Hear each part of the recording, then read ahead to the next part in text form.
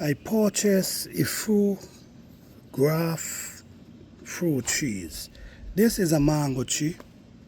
I purchased graft, but I didn't like the growth. I didn't like how it was growing.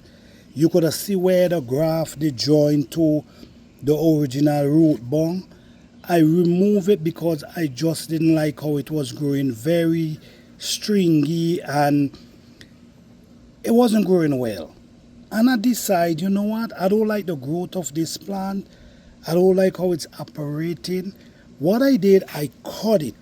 You notice right there, I cut the top of the plant.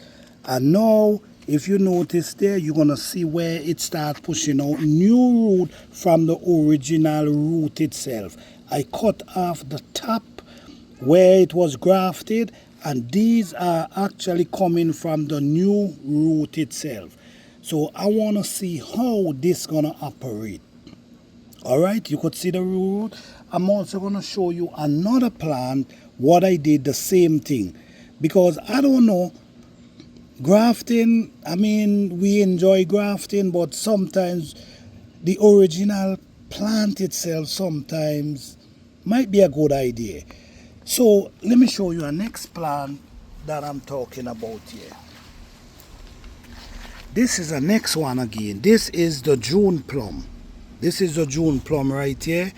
Like I said, I didn't like their growth. I didn't like how they was growing.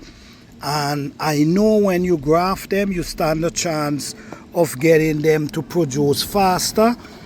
But I just feel like I want the original plant, from the original root, from the original. So I get rid of the graft. And if we notice now, they start producing everywhere. All right, so this gonna be the original plant sprouting from everywhere. Instead of me have one grafted piece to the top, no, it's gonna be springing itself from the original plant. So this is the June plum,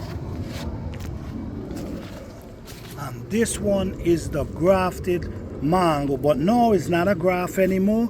It's gonna be growing from the original root. Thank you guys for watching. Please like, subscribe, and share.